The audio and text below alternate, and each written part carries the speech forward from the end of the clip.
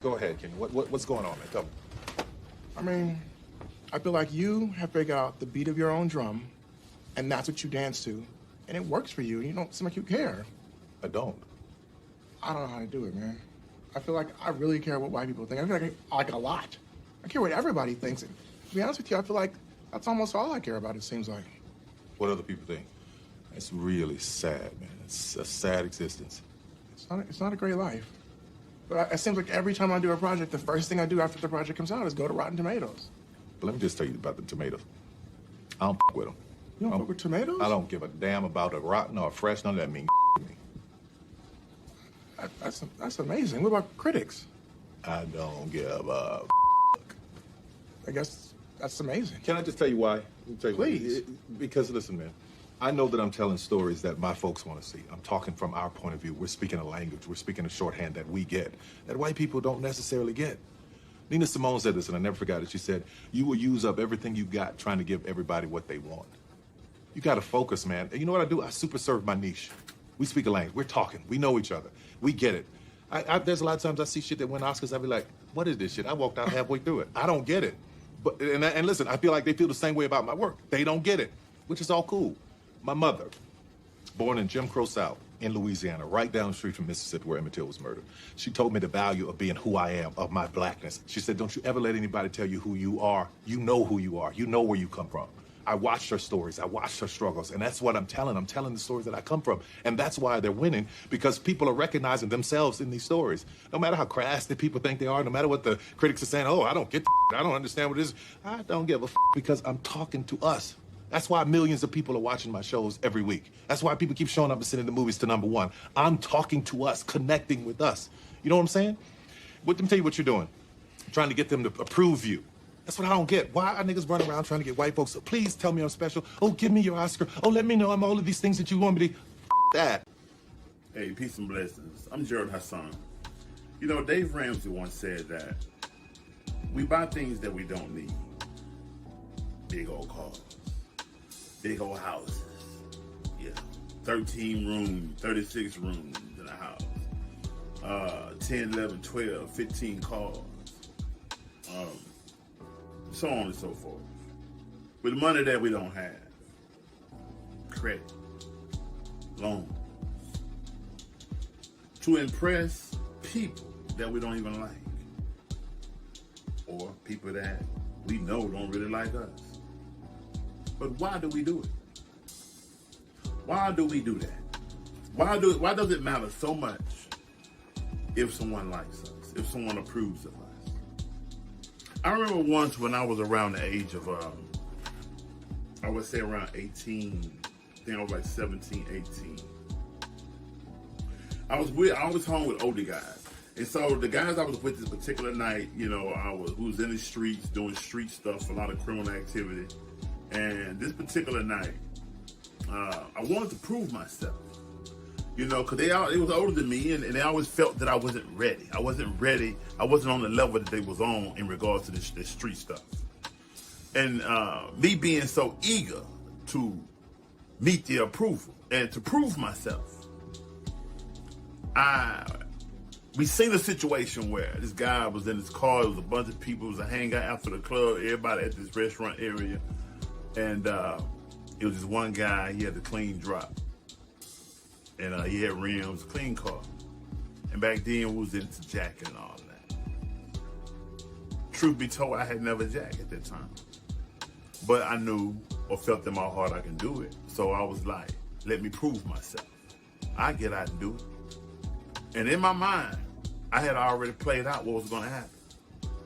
I knew in my mind, the vision or the way I played it out was that I was going to ask the dude to get out one time, because it's a lot of people out here. This is a party scene. But this is my young, inexperienced mind thinking that, okay, man, when this happened, this is what it is. And I'm going to ask him one time. He don't get out, I'm going to shoot him and pull him out. You know? The brother I was with, you know, for whatever reason, he said, nah, we ain't gonna do it. And we left. Now, had he been one to say, all right, go ahead. Because A lot of individuals, a lot of young people, a lot of brothers, period, get caught up and end up with a bunch of time or get killed or whatever behind trying to prove themselves to people. Trying to prove themselves to their peers. A lot of women find themselves in a bad situation. You know, a very compromising situation. Trying to prove themselves to the females they with. Trying to prove themselves to their peers. And this is something that happens today. Peer pressure. Peer pressure is what?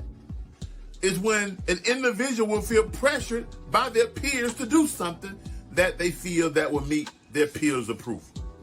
Whether it be smoking, drinking, whatever it is. Why do we feel a need to meet each other's approval? Well, I've learned through the Holy Quran that the human being was created as a social creature. Meaning, in another way of putting it, is that we need each other. We naturally need each other for psychological and spiritual health. That if you put an individual in like a solitary confined type of situation, they say that it melts his brain in a way, or her brain. It melts their brain. That is like inhumane to put a person in a situation or an environment where they have no interaction with another human being.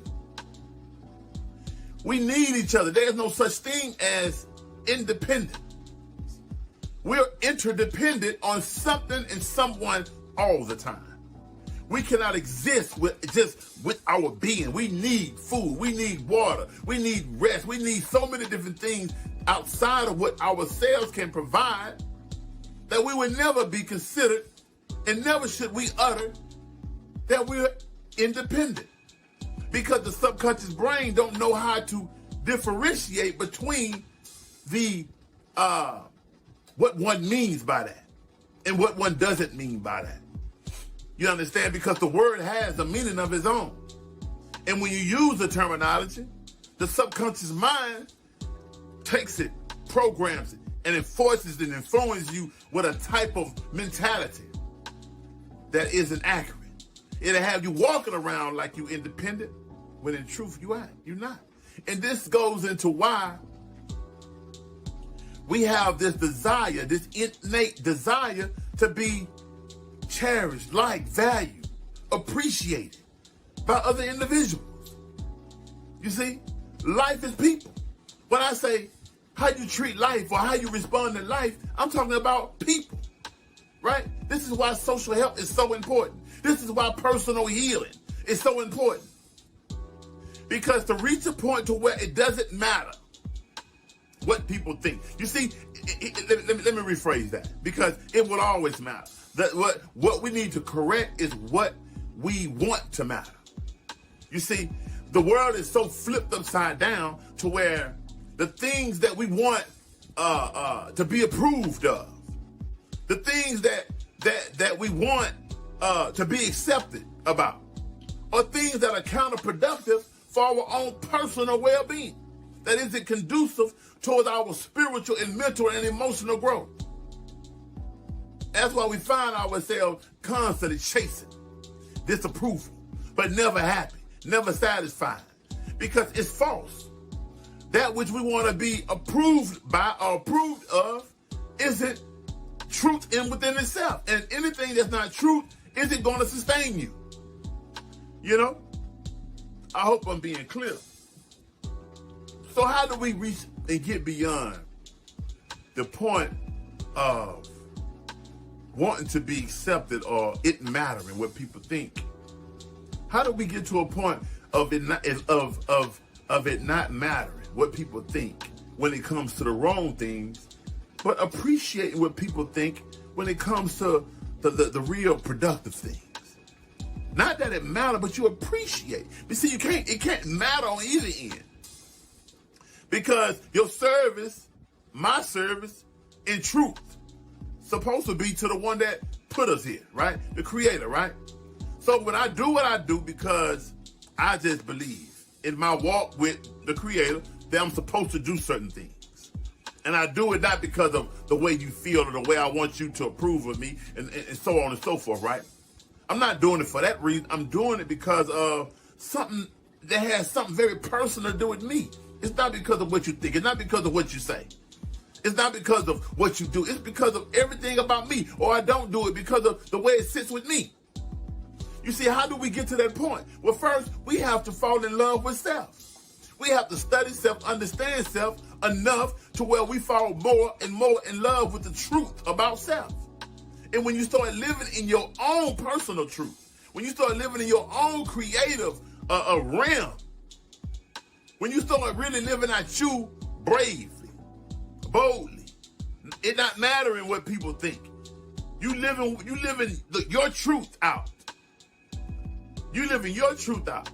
But not mattering what people think, like in a very counterproductive way, negative way. It doesn't matter what you think because the way you think is personal for you.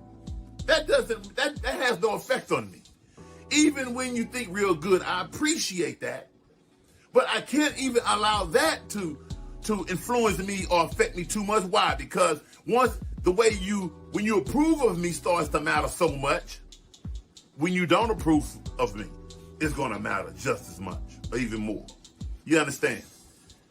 So all of it, like in Islam, we say, when a person say, oh, brother, you done good. I really appreciate, I love what you do, this, that, and other. And a brother or sister in Islam say, all praise due to Allah.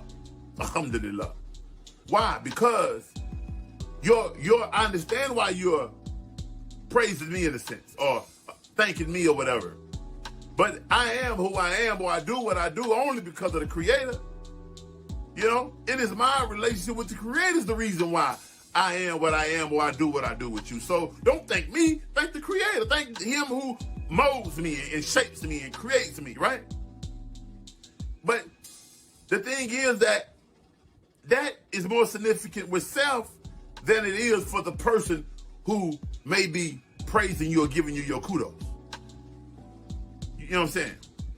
Again, it's about checking and mastering self so that you can live in your truth and so that you can blossom and be the most creative and the most powerful in self. Or you will become a slave to the opinions, to the thoughts, to the feelings, to the perspective of others. And that is a grave sin within itself. Peace and blessings.